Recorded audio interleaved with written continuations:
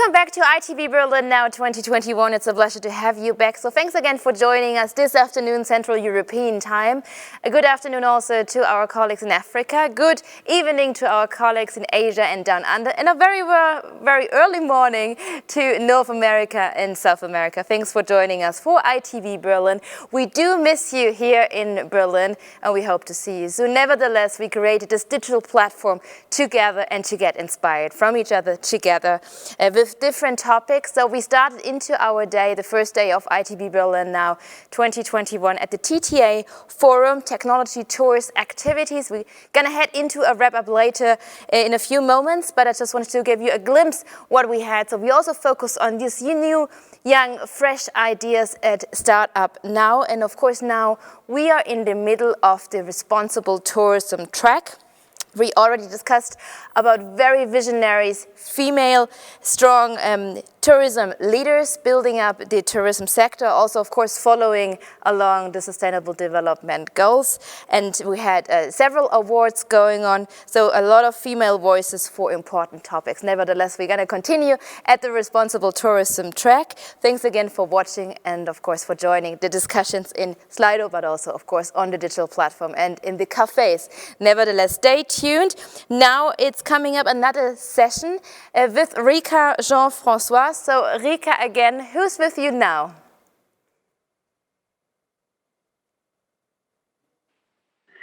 So we are very happy to welcome you to our next panel.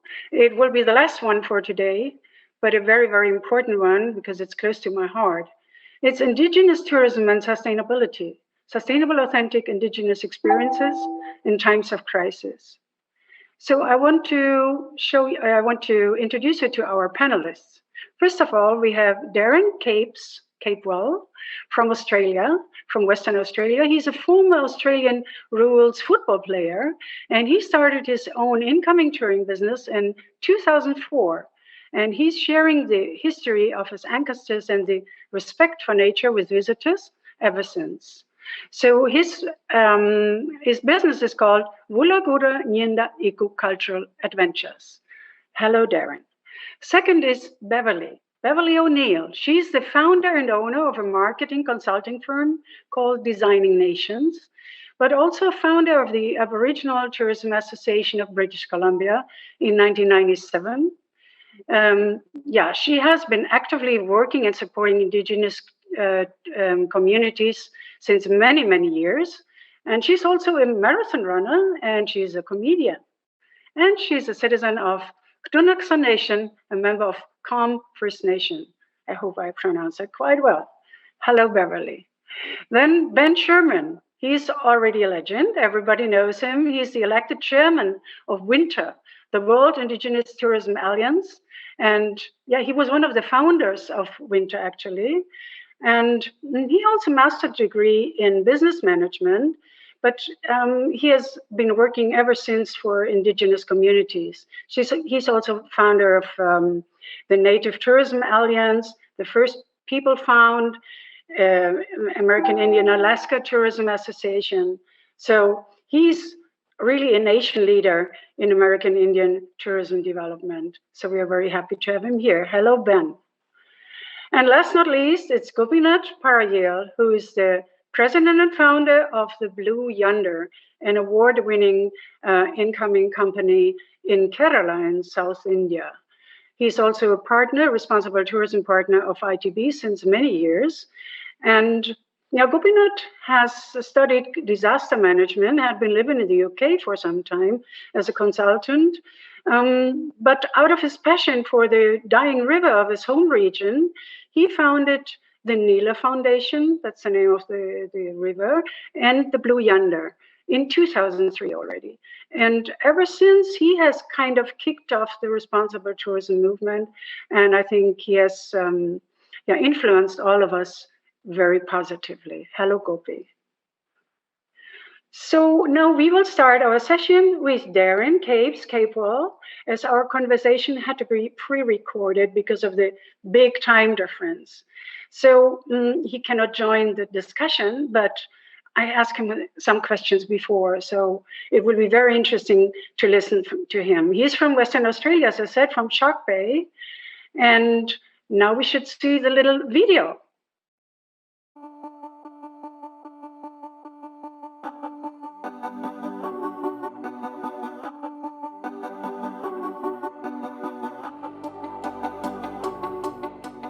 My name is Capes. I'm from my company called Woolagurinyinda Eco-Cultural Adventures. And we are based in a place that we call Gudadaguda, also known as the Shark Bay World Heritage Area in Western Australia. My job through tourism is to introduce our guests to our backyard. We want to show people this country from the inside, not from the outside. Because whilst this place looks beautiful and spectacular, in our Aboriginal culture we say it's not what nature looks like, it's actually what nature feels like. This is the place where the desert meets the ocean, and we want you guys to come and join us so you can feel the energy of Gudadaguda, just like we do.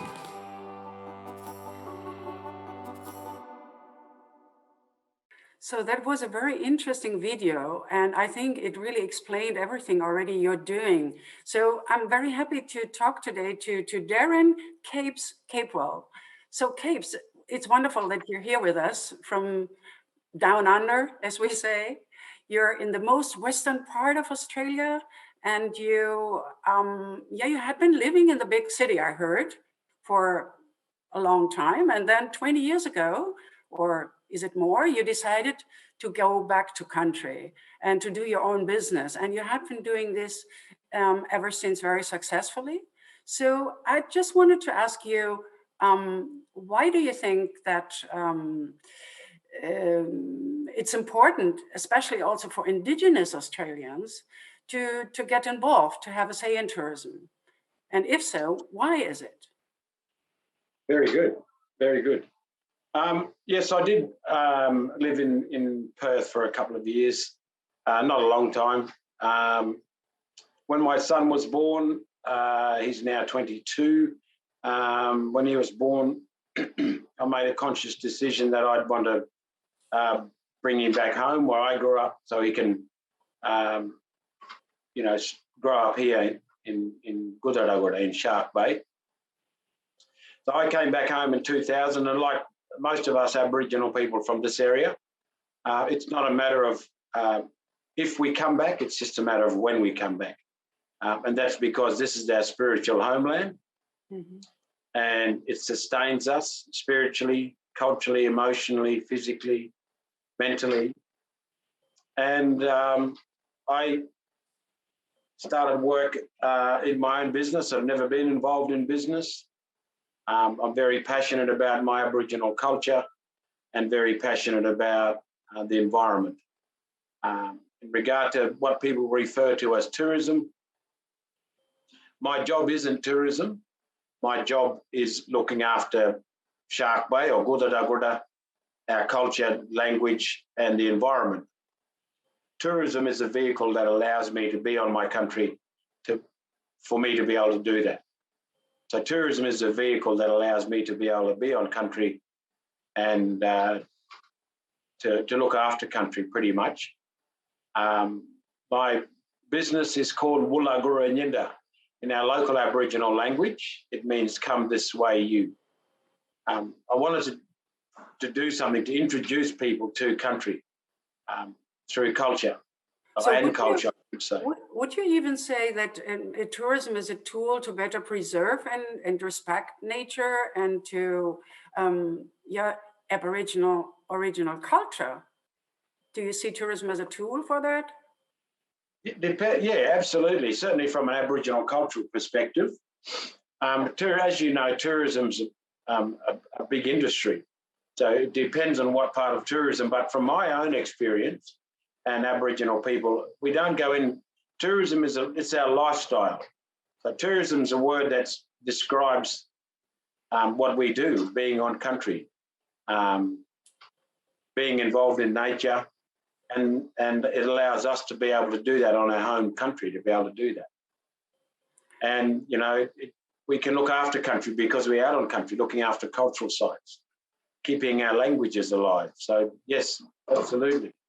I mean, tourism had sometimes also been a problem. I know that it is only in 2019 that Uluru finally, that it was forbidden to climb Uluru. So I think there had been a lot of conflict regarding tourism also, and a lot of people, I'm sure, didn't want to have tourists because of that, you know, because around this the holy, the Saint Mountain, there had been like tourism resorts and so on, and that all had been removed. So now I think there is a different understanding about tourism, and I think it's very important that your people also support it, that it can be done the right way.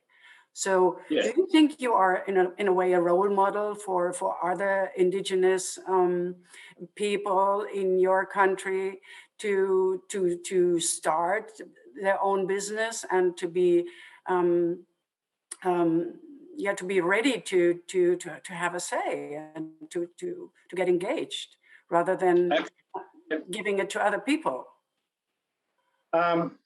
Just going right back at the start. So on one hand, you've got tourism. On the other hand, you've got cultural protocol. Tourism comes second to cultural protocol. And people say, and they said, oh, you should do this here. It'll be a great experience. But if it conflicts with our cultural principle and cultural philosophy, then it won't work. So one of the things we try and explain, we have cultural protocols, things that we can do, things that we can say, things that we can't say, places we can't visit, you know. So our job is to educate people through cultural awareness, and tourism helps us with that, to educate people about Aboriginal culture in Australia, first and foremost, and the relationship that we have to country. And some people use tourism as a vehicle, like myself, use tourism as a vehicle to be able to do that. And in regard to Uluru, I can't speak for that country because I don't have connection to that area.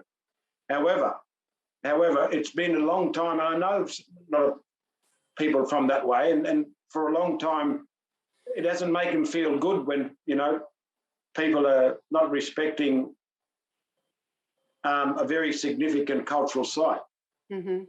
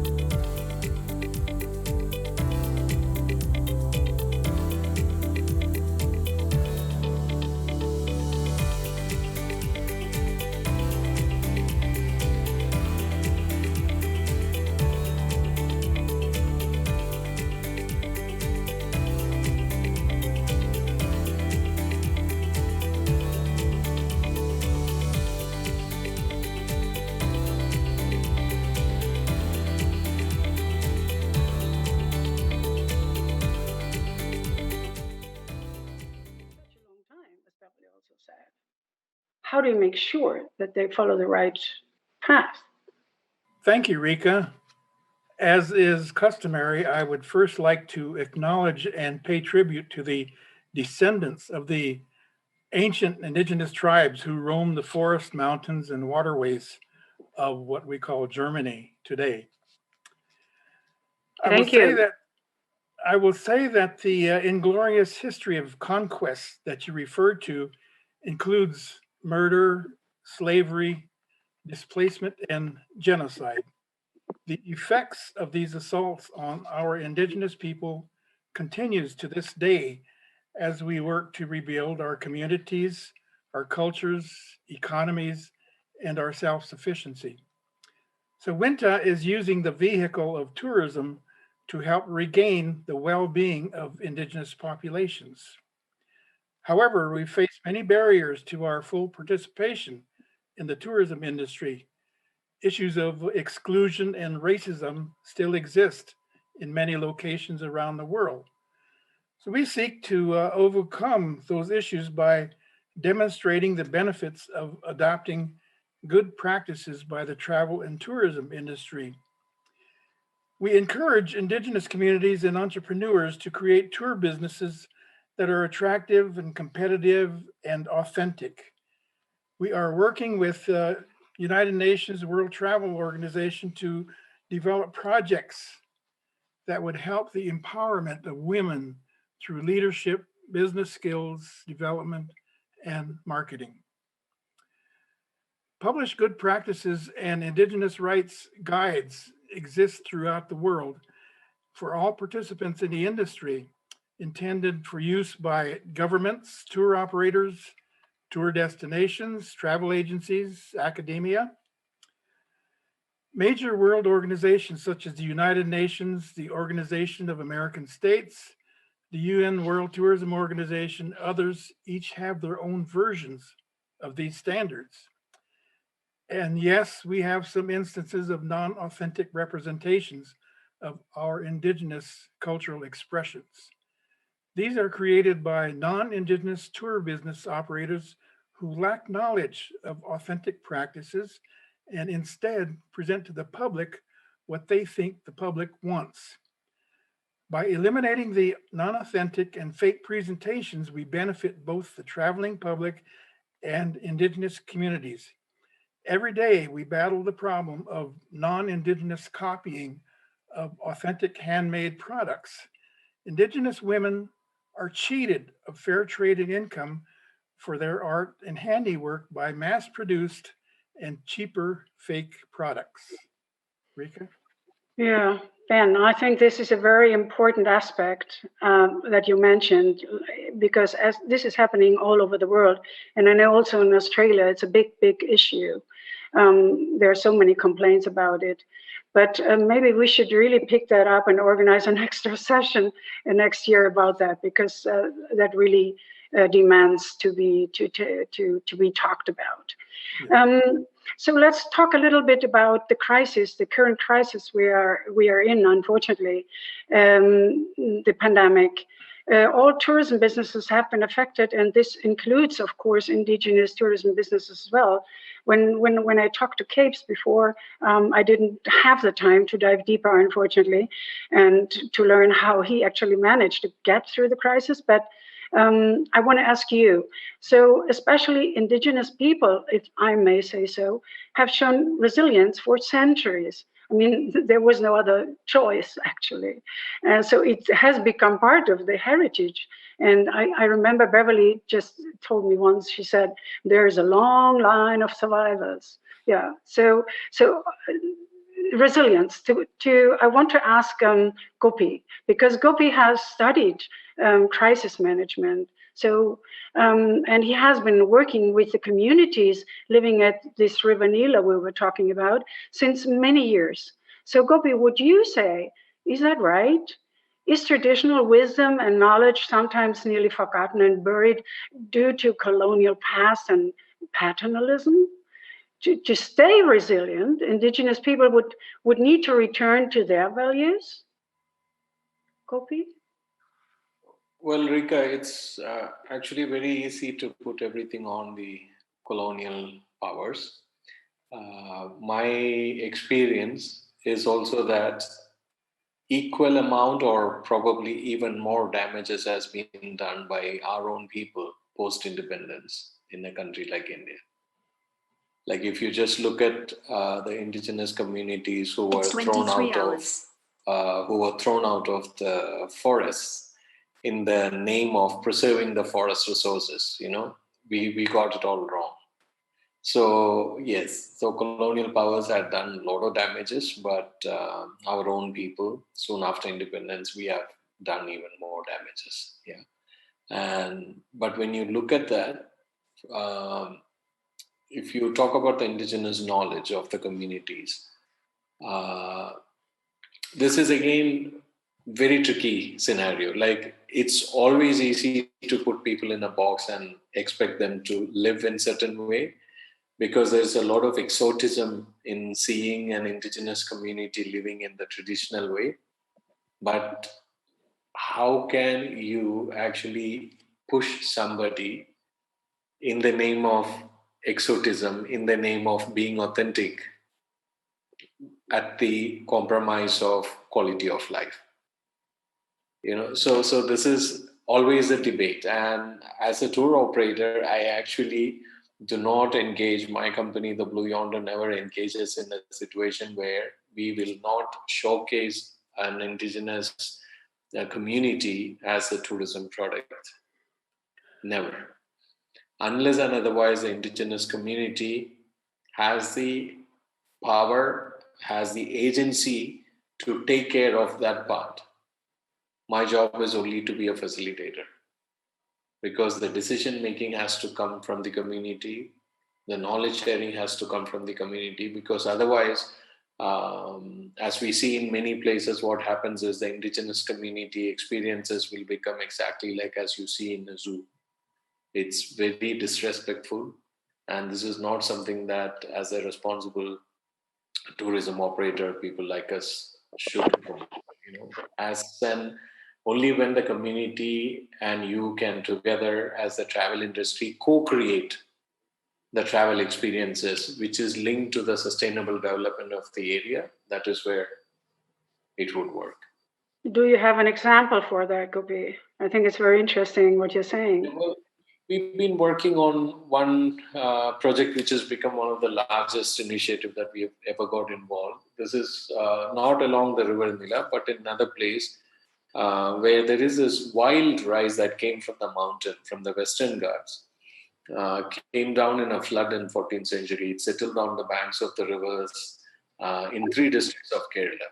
And the beauty of this particular rice is that it can grow in saline water, and then it can grow up to 1.5 meter tall.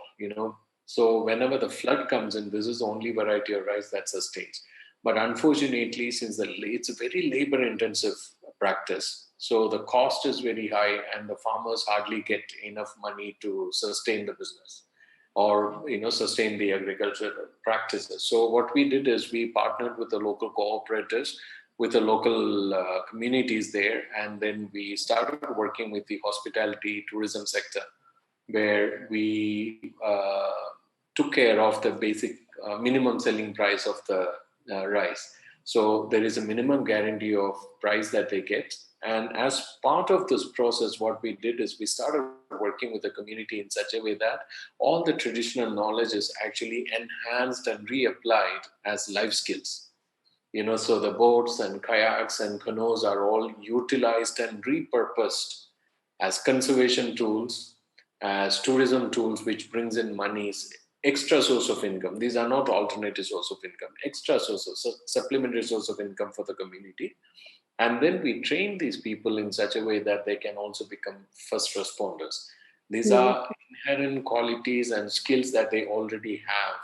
They had, and it only needed to be a little bit fine-tuned so that it meets the new world order, which is unfortunately all the natural disasters which are part of the climate crisis. So this 3 repurposing of the traditional knowledge actually ended up becoming such a powerful tool for us, especially in 2018 when we had the floods in Kerala. more than 4,800 people, we could relocate, we could rescue all of them using exactly the tools that we had with us without being dependent on anybody. That self-sufficiency was something that saved them. So basically what we say, is that if a community, especially the indigenous community, they are not resilient enough to overcome a crisis that is related to climate change, they will never be able to overcome the sort of natural disasters that follows that. So the focus is about putting together that knowledge of the indigenous community and then apply it in this modern crisis that we are all facing. Mm-hmm. Thank you, Gopi. I think this is a very fascinating example of how forgotten knowledge it can be essential for effective resilience, and which can help everybody. So I think in general, science and research should really start to consult also indigenous knowledge or forgotten products like this rice, especially in the climate change discourse. Indigenous people's rights and knowledge systems are critical in a way to developing solutions to climate crisis, as you said, and achieving climate justice. So in 2015, I think in Canada, also there was the Indigenous Climate Action Group founded, right, Beverly? So I would like to come back to you. We don't have much time, but what do you think? It's time to foster Indigenous sovereignty. Indigenous communities have to take decisions to their own well-being for their land, but also for the whole planet. I mean, yeah, we because climate change is happening, and we urgently have to react. So can Indigenous expertise be a driver of solution, especially to climate change? Do you agree? Yes, I do. And I just want to build on what Gopi had to say there as well. And the theme here is about sustainability. Tourism is an act of sovereignty, is an act of Indigenous people regaining leadership and their own self-determination. So I think that's a very important part. When you asked about how do we make these sustainable, I think you have to accept that tourism is a part of a society. It's a part of our economies. It's a part of who we are. When we're talking about how do we stay sustainable, well, let's use tourism as a means for stewardship. And the Great Bear Rainforest Initiative, the agreement that 27 First Nations on the coast, starting at the northern tip of Vancouver Island, up the coast near Bella Bella, Klemtu, Hai, up to Haida Gwaii, 27 First Nations entered into an agreement with British Columbia for land stewardship.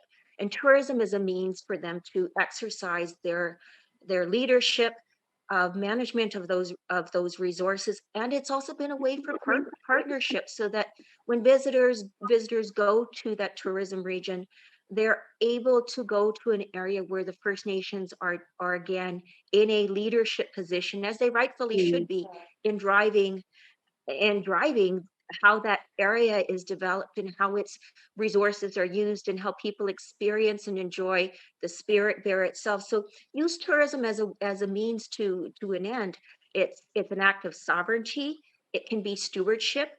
Through tourism, we can apply. I love the Ojibwe 7 grandfather teachings, which includes respect and courage and truth and honesty. I love that. But through tourism, we can use it as a means to create a sustainable environment and to restore and revive the most valued aspects of our culture and our values and our beliefs. Thank you, Beverly. But if you look at the current situation, I mean, I think that's about 98% of these Indigenous tourism businesses depend on international incoming tourism. And I don't think there is enough domestic tourism to compensate it. So do you have any idea how that could be handled, the situation? I'd like to add is I think that, having been a founder of Indigenous tourism, in British Columbia, I wanted to see it start because we were at the forefront of launching the modern day treaty making process. Tourism was a vehicle for us to share why we're in the process, but tourism as a friendly means of doing that. So I think we've missed the mark in terms of connecting with the domestic market. So look, I don't like COVID, but it gives us an opportunity to rejig. It's a great time to plan. It's a great time to rebuild. And for a lot of First Nations, our tourism experiences, we don't have all the eggs in one basket. The 98% visitors for some of the businesses, yes, that's true. But a lot of times the band-owned businesses, tourism is one aspect of their economic development. It's not all of it. And for the businesses where they've got 100% of their investment and 100% of their income is dependent on visitors, they are going to suffer, and a lot of them won't survive.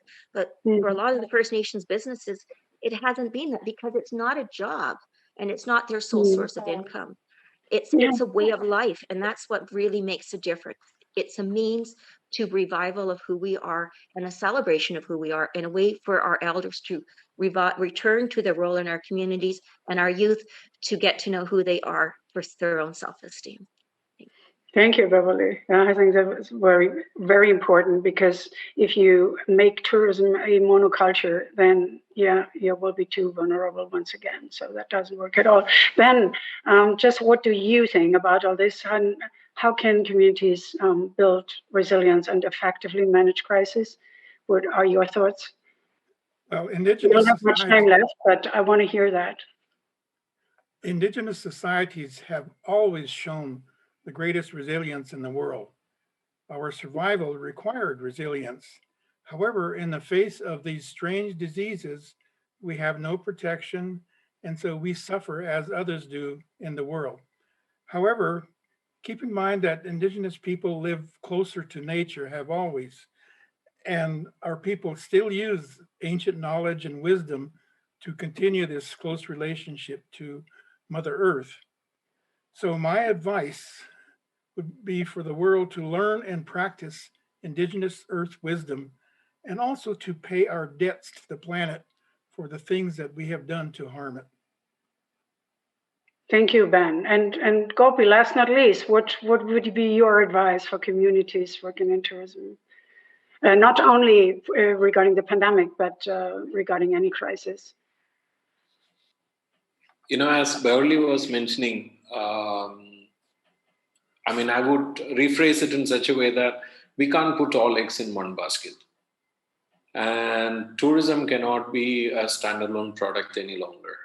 Tourism has to be directly linked with the sustainable development activities of the region. Community development, sustainable development linked together, and tourism coming in as a supplementary source of support for the community. And it's high time that we marry humanitarian sector as well into this. It's only the synergy that is going to support each one of us. Humanitarian sector, it's a $27 billion industry or economy. But you look at the tourism, it's an $8 trillion economy. So there are so many resources that we can actually share. And that marriage has to happen for any of us to, survive similar crises in the future. It has to be the blueprint, is what I believe. Mm-hmm. Thank you. Very wisely spoken. And I think this is a very good summary in a way. But we know that there are a lot of discussions which we should have, and we should not have them all on our own, but we should have them at ITB. So I'm really looking forward also to have Indigenous tourism once again at ITB 2022. But in between, we should, the dialogue should go on, and we should do whatever we can to work for a better world, for better tourism, and for the rights of Indigenous people.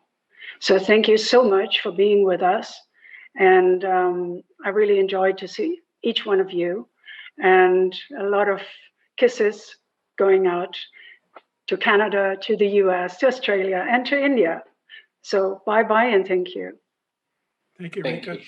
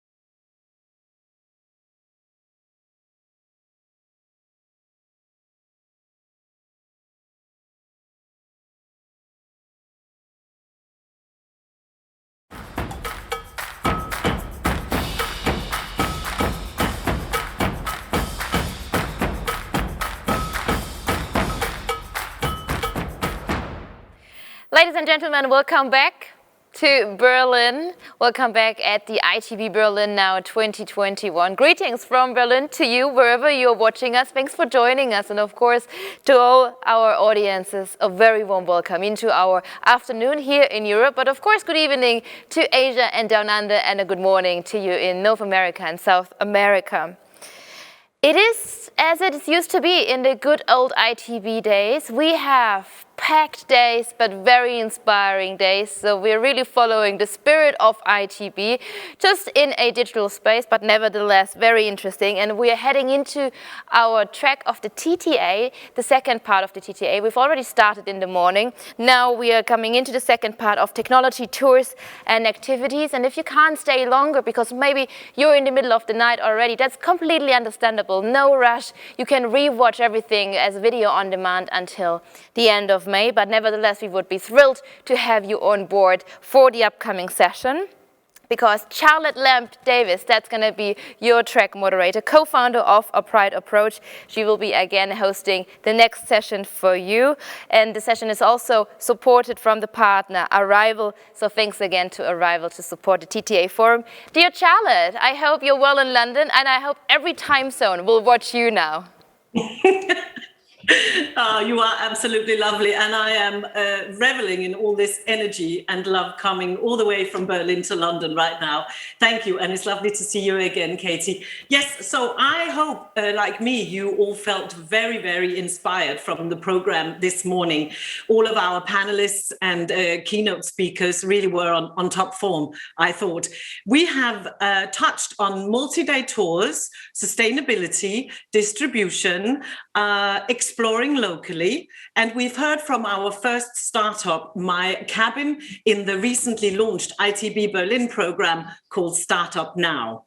So we have a fantastic afternoon in store for you as well. First up, we invite Arival and its co-founder, Douglas Quinby, who to this audience, I believe, will need almost no introduction. He is somewhat of a celebrity, I probably would call him, when it comes to tours and activities. Now, Arival is another great partner of the TTA Forum, and we're so excited that they are back with us this year. And I should highlight that in true ITB Live form, Arival is sponsoring the virtual happy hour. So get your drinks ready for later, maybe virtually, and maybe you might have a real drink ready on your desk for later. But we will try to replicate the real thing as we go forward with the afternoon. I am definitely going to be at the party. In the meantime, please sit back and enjoy some insights from Douglas and find out what he thinks is in store for the tours, activities and attraction sector. And this will be followed by a fantastic lineup in a panel with experts from Viator, Merlin Entertainment and Greyline Worldwide, I should say. In an hour's time, we showcase another two startups, City Nomadi and Smart Guide. And before I wrap up with ITB Supremo moderator Katie, we very much hope to see you over at the TTA Cafe as well. So Douglas, it's up to you whether or not you would like to introduce yourself. But as I say, many people will be very familiar with you. I will hand over the steering to you. Welcome. Oh, well, thank you, Charlotte. I have to say, with an introduction like that, you're making me blush a little bit, but I'm going to try to get through this presentation. That's very kind of you.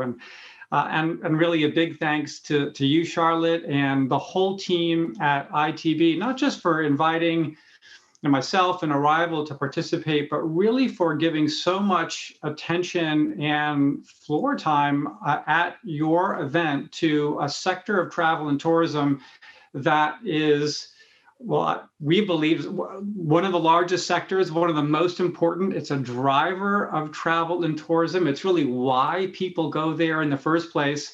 But it's often taken kind of second place or third place at a lot of industry conferences and different forums. So really a hats off and a thanks to ITB for elevating the importance of tours, activities, and attractions at your event. So Yeah, over the next 15 minutes, I'm going to walk through some of the big themes that we have seen defining this sector of travel and tourism, and what is the outlook over the next year and 2 years as all of us emerge from what has been a pretty extraordinary time for our industry, and one that hopefully we are getting towards the end of.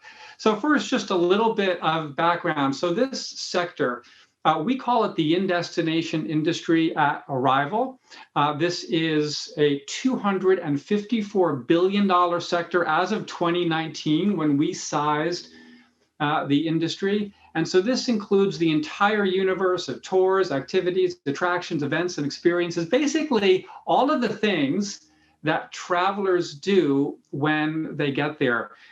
With a market size of 254 billion, it makes it the third largest sector of travel and tourism. And just to give you a little bit of sense of what this industry comprises, it's just this extraordinary, landscape of literally hundreds of thousands of operators of businesses, everything from, the most famous, iconic attractions, such as, amusement parks, or as well as great monuments.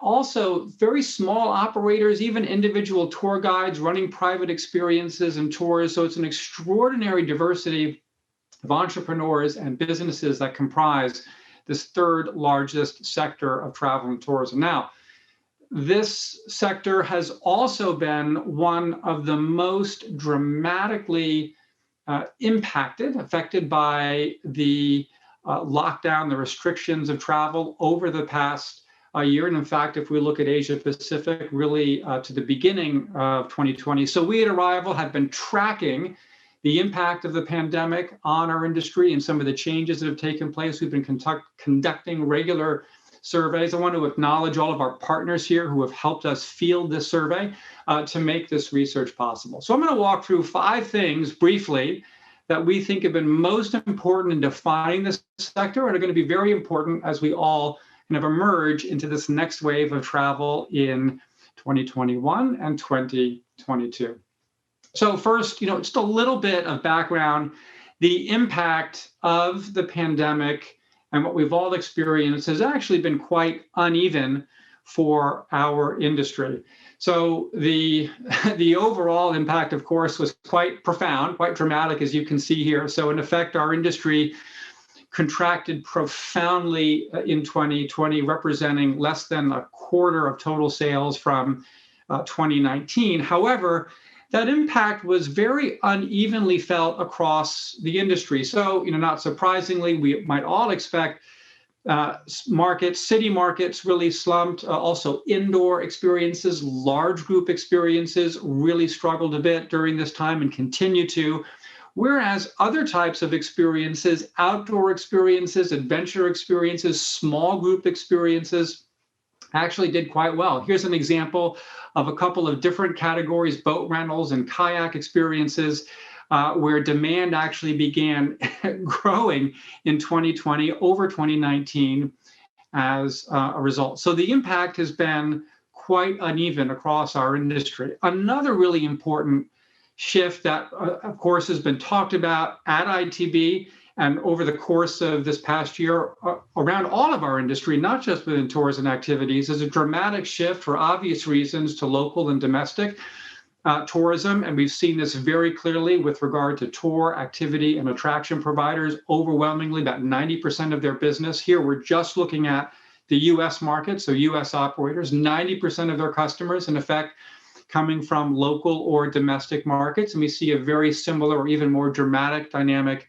in other parts of the world, such as Asia, but also in Europe. So these are clearly very important and profound themes: a shift to local, shift to outdoor and small group experiences that are going to persist over the course of 2021 as we emerge. Now, how has our industry, how has the operator community responded to some of these incredible shifts in our marketplace? Well, some, I think you'll find, are not too surprising at all. For example, the overwhelming majority of tour activity and attraction operators have implemented a wide array of health and safety kind of measures to mitigate risk and ensure the safety of their staff as well as their guests. We also see a significant percentage, 4 out of 5, have implemented either capacity restrictions or capacity limits, or in the case of tour operators, reduced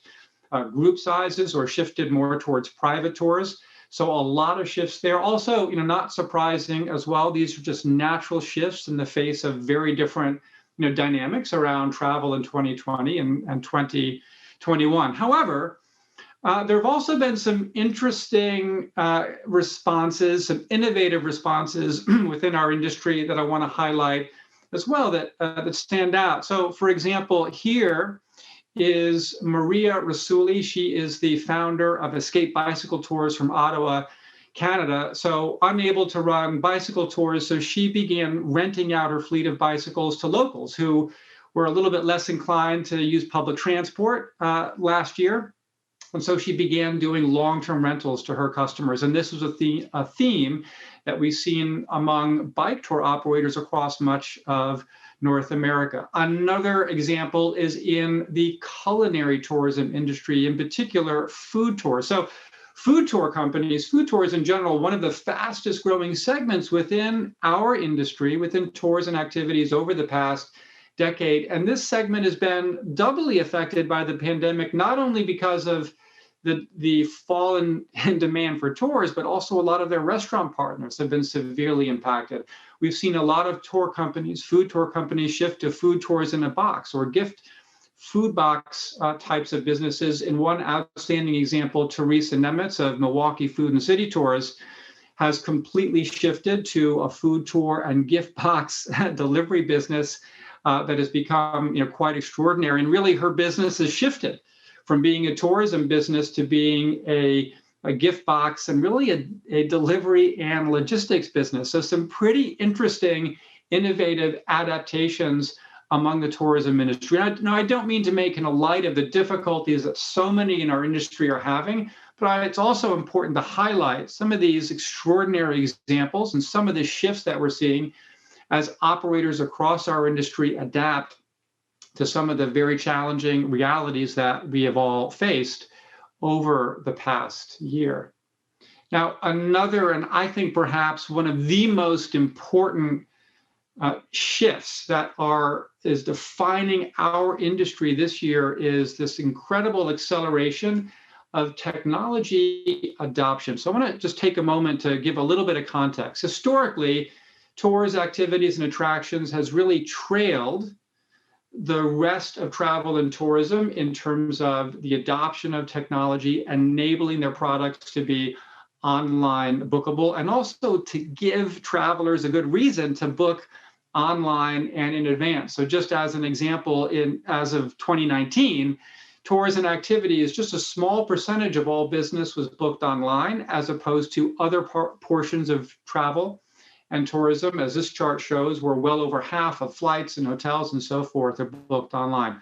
What we're seeing over this period is an extraordinary leapfrogging effect, or really acceleration forward, as our industry is now dramatically catching up. And there are a couple of reasons behind this. So one is very simple. Travelers now simply, they want to make sure the tour is running. They want to make sure the attraction is open. They want to make sure that health and safety measures are being followed and they are prepared for their experience or their visit.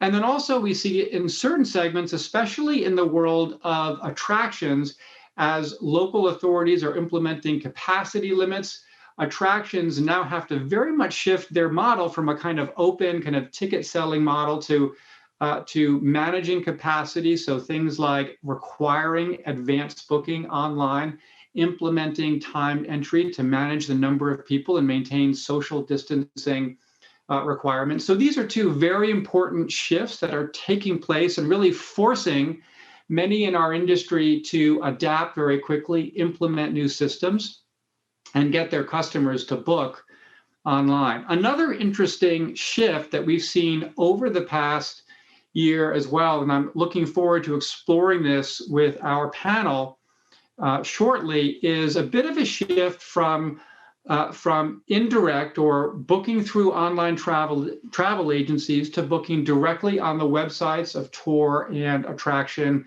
operators. I have some hypotheses as to why that may be happening. I'm looking forward to testing some of those out and batting them back and forth with our panelists in just a few minutes, but raises some really interesting questions about the future of marketing, of distribution, of selling as we head into the summer season of 2021, and of course the future in 2022 and beyond. Now, another big theme that our industry has been discussing quite a bit, and not just tourism activities, but really all of travel and tourism, is the rise of virtual experiences. And I'm going to touch on this briefly, but I think there's actually another segment that deserves a little bit more attention, and that's the self-guided sector. And I'll talk about that shortly. So with regard to virtual experiences, this has been one of the, I don't know, hyped, maybe overhyped topics for travel and tourism over the past year, certainly with Airbnb's online experiences, other companies jumping into the fray, most notably recently Amazon with Amazon Explorer. Suddenly the travel industry has got a reason to salivate again that Amazon might step into travel and tourism and, finally do something really significant and disruptive. And certainly over the past few months, it seems like pretty much all of us, we can find just about anything and everything virtually online if we want to. But the reality is, when we survey operators around the world, the vast majority of them have not had a meaningful kind of business commercial success with virtual experiences. About 16% of all operators, according to our work, have implemented them, have experimented, but a very small percentage, just 2%, have said, yes, this has really become a meaningful source of revenue for us. So virtual experiences as a business and success, it's really the exception rather than the rule. However, there is another type of touring that I do think deserves a bit more attention, and that is the world of self-guided tours. So this is a new way, and there have been a flurry of platforms and startups that have stepped into this sector over the past 5 to 10 years to enable travelers to experience a tour or a destination, not in a group, but simply through an app on their phone that kind of guides them like a self-aware or location-aware podcast as you walk through a city and attractions. There have been literally dozens of startups, and I'm not by any means capturing all of them here, that have stepped in to enable this possibility for travelers. And of course, the applications in our pandemic, post-pandemic world, where there's more demand for small group and self-guided travel, the applications here would be pretty obvious. And I'll highlight that this is not a new phenomenon within travel and tourism. This has been around for some time. In fact, we at Arival have been surveying this among our travelers well before the pandemic. In 2019, we found that 1 in 10 travelers, 1 in 5 tour takers had experienced a self-guided day tour via a mobile app. So I know there's a few sessions over the course of the day here at ITB around self-guided, but I encourage you to, if you're not familiar with this segment, to explore it. I think this is one that definitely will have some legs for the future of tours and activities. Now, I want to close with just one really important theme or message as we also kind of think about the summer season, but also think about this year and next. And that is very simply that the recovery won't wait. So here is our outlook at Arival for tours, activities, and attractions, how we believe, based on the best available data that we have on how our industry will perform this year and heading in to 2022. Of course, there are a lot of dependencies around some of these factors in our forecast, and we'll be updating this. But as we think about the future, of course, one big uncertainty is, when will all of these international restrictions be eased? When can we all really begin traveling again? That, of course, is the big unknown across many destinations. However, I want to leave you with one striking data point that I came across as I was preparing for this talk. So Pew Research, one of the largest kind of research and consumer tracking firms in the US, delivered this that was quite striking for me. So among upper income Americans, they have said that 9 out of 10, their financial situation is the same or even better than it was pre-pandemic. And the reason why this is significant for travel and tourism, and especially for tours and activities, because when we look at that upper income segment of the traveler population, while they represent just about 45%, so a significant minority of all travelers, but their contribution to the total travel economy, their contribution in terms of the number of trips, and especially the volume of spend, is significantly greater. So we have all of these upper income Americans and really travelers around the world who have done fairly well. They have been able to save money. They haven't been able to spend it on a lot of tours and travel and experiences. And so they are absolutely ready to. So when travel is possible again, we do very strongly believe that that travel and tourism will return quite strongly, and what we call the best part of travel will be as good or better than ever when it does all come back. So these are just a few of the highlights from the work that we've been doing at Arival to track what's been happening within our industry. You can see quite a bit more at arival.travel. A lot of it is freely available. So if you're interested in our sector, please go and have a look.